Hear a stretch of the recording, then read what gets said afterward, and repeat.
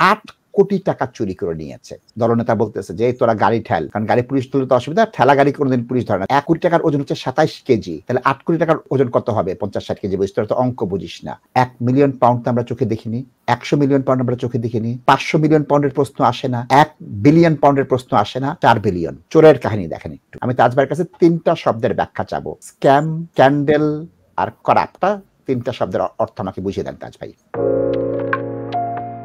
প্রিয় দর্শক, বন্ধুদের সাথে বহুদিন পর একটা বাংলা দেখছিলাম, সেখানে দেখা যাচ্ছিল যে মজার, বাংলাদেশ এখন খুব মজার নাটক করে যে একটা ছিনতাইকারী দল প্রথমে ছিনতাই করছে, তাদের কাছে সেকেন্ড একটা পার্টি ছিনতাই করছে, থার্ড পার্টি 8 কোটি টাকা চুরি করে নিয়েছে।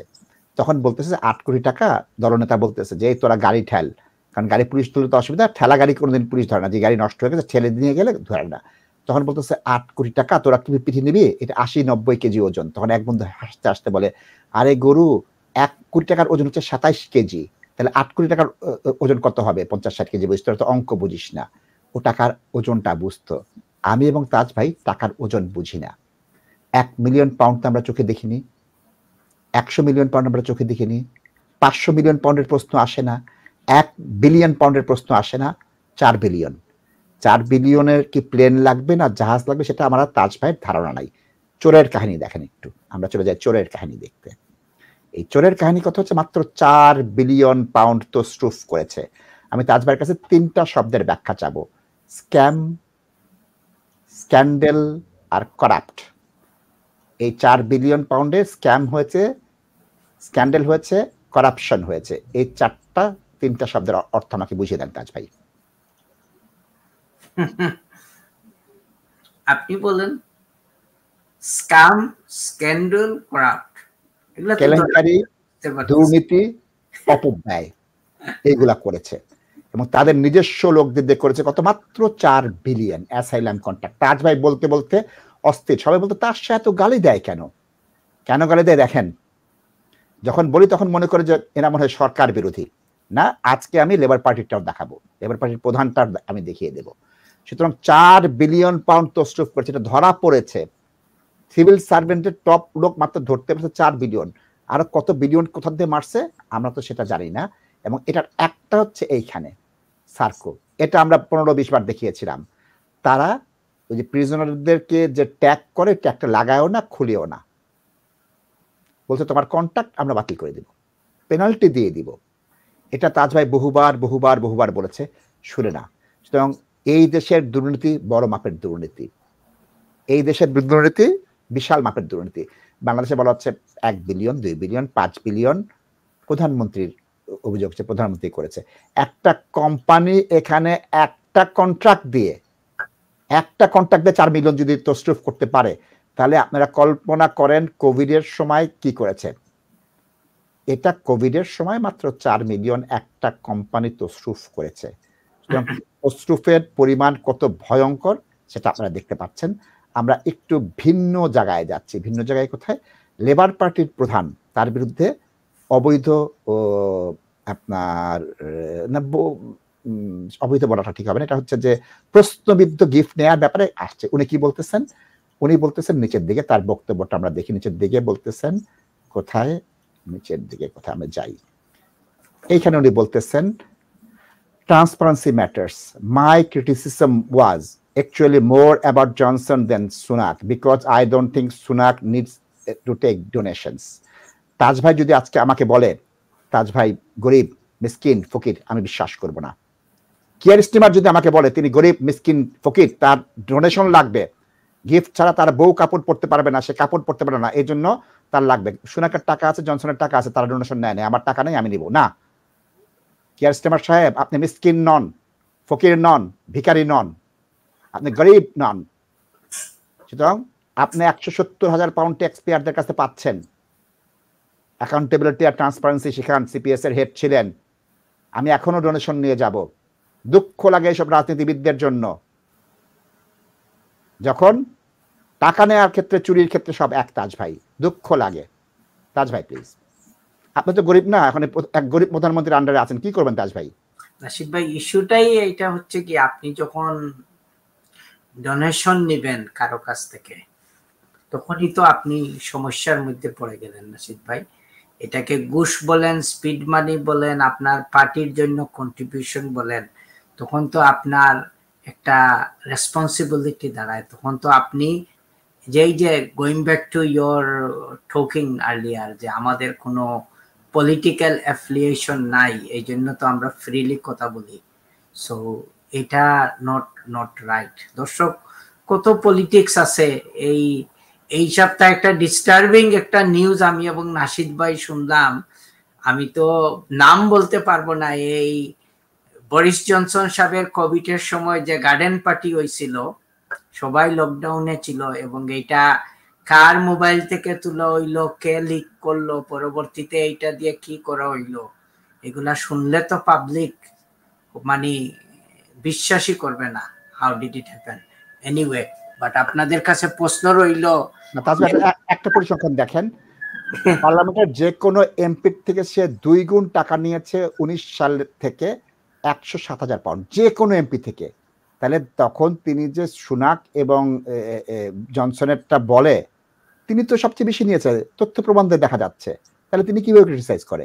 না, প্রশ্নটা হচ্ছে কি নাশিদ ভাই, এই যে কি বলে আইনমন্ত্রী বলেছিলেন নাকি ওই নৌকায় যখন ধরা হইলো উনারে, হ্যাঁ, উনি বলছিলেন উনারেও নেন সাথে করে। তো প্রশ্নটা হচ্ছে কি, লেট মি ফিনিশ, তাইলে বরিস জনসন সাহেবের পার্টির ভিডিওটা কে করলো, কার হাত দিয়ে করলো, কার মোবাইলে উঠলো, কিভাবে লিক করলো, আপনারা একটু এক্সপ্লোর করেন।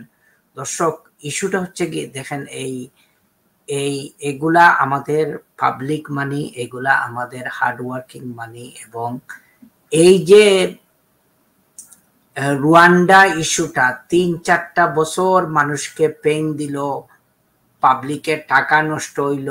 আমার মনে হয় 270 million pound Rwandan authority total নিছে এটার পিছনে, আর টোটাল বাজেট 750 মিলিয়ন ছিল। কত সময় ওয়েস্টিং হইছে। এবং আমি মনে করি এত অপোজিশন, এত মিনিস্টারের রিজাইন, এবং highest court of the land থেকে জাজমেন্ট আসার পরেও ঋষি সুনাক সাহেব যে এই জিনিসটা কন্টিনিউ করলেন, ফরমার হোম সেক্রেটারিরা এইটা কন্টিনিউ করলেন ডিসরিগার্ডিং, বিকজ তাদের পার্সোনাল একটা ইগোর কারণে।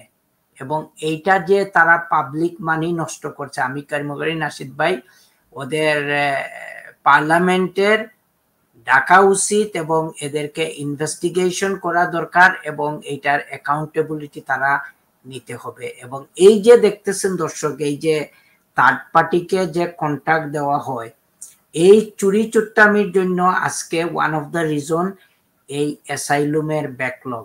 এর আগে আরেকটা বাইক করছিল ওরা, নাশিদ ভাই ওই বলেন না ওইটার নাম কি, ব্রিটিশ সিটিজেনকেও বলতো যে তোমাদের ইমিগ্রেশন ঠিক নাই, তোমাদেরকে দেশে পাঠাই দিব, বলেন না।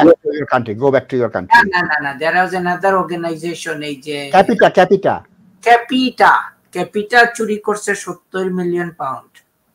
এন্ড দর্শক, আপনারা বিশ্বাস করবেন কি না, এইসব অর্গানাইজেশন, আমার নিজের ক্লায়েন্ট যার ইমিগ্রেশন সব ঠিক আছে, কোনো রিজন ছাড়া ওরা ব্রিস্টলে রেইড করে পুরো ফ্যামিলিকে ধরছে, ডিটেনশন সেন্টার নিচে এসকর্ট করছে, এবং পরবর্তীতে ওদেরকে আবার ছেড়েও দেওয়া হয়েছে। সো আমি চিন্তা করতে করতে খুঁজে পাই না যে কেন এটা করলো। তো পরে দেন আই ওয়ার্ক আউট যে এরা যে এই যে ডিটেনশনে নিচে এসকর্ট করছে, এই করছে সেই করছে, একটা ফাইল বানাইছে, কাজ করছে, হোম অফিসকে 20-25 হাজার 50 হাজার পাউন্ডের বিল সাবমিট করবে। We done the work.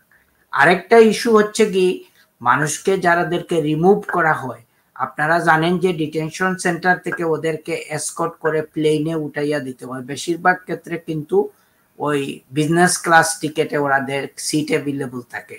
কোনো কারণ ছাড়া এইসব অর্গানাইজেশন হাই রিস্ক এই টিক্স বানাইয়া, যারা মেডিকেল পেশেন্ট এইসব বানাইয়া ওই যে হসপিটালে প্রিজনারদের দেওয়া হয়, ঠিক এমনি একটা হাই বিল বানানোর জন্য, হাই রিস্ক করে প্লেনে উঠানোর জন্য বিল করে কত পয়সা মানুষের পাবলিক মানি ওরা চুরি করছে। এবং এই হচ্ছে দর্শক এক্সাম্পল গুলা। এগুলা তো আপনারা যদি আমার প্রোগ্রাম দেখেন, আমি তো এগুলা গত 7-8 বছর থেকে সব সময় বলে আসতেছি। এবং দেখেন এই গরিবের কথাগুলা কিন্তু দিন শেষে এক সময় ভেসে আসে, এবং আমরা যে কথাগুলা বলি আমাদের অভিজ্ঞতা থেকে বলি দর্শক। আপনাদের সাথে কোনো কমার্শিয়াল কথাবার্তা কোনো কিছু নাই, শুধু এটা কিছুদিন পরে আর্কাইভ হয়ে যাবে, এবং একজন রানিং প্রাইম মিনিস্টার যদি ওপেন পাবলিকে বলতে পারেন আমার টাকার দরকার, আমি তো আগের প্রাইম মিনিস্টারদের মতো ধনী নাই, যার জন্য আমি নিচে কি হয়েছে, এটা কি একটা ব্রিটিশ পলিটিক্সের একটা স্ট্যান্ডার্ড থাকলো নাসিদ ভাই?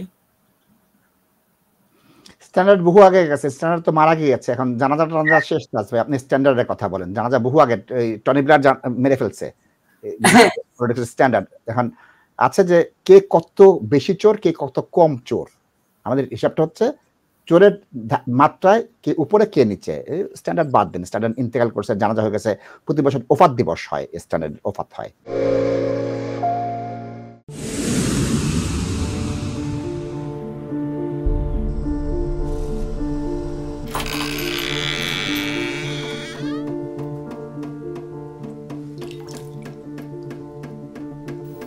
ইংল্যান্ডে আমরা চাইলেও অনেক কিছু করতে পারি না, অনেক ঝামেলা। হায় রে হায়, লন্ডনের এই জীবনে ঝামেলার কোনো শেষ নাই। আমি লাল, আমার ইমিগ্রেশন, ঘর, ব্যবসা সবকিছুর ঝামেলার সমাধানে সবসময় পাশে আছে Taj solicitor. Taj solicitors, believe in service.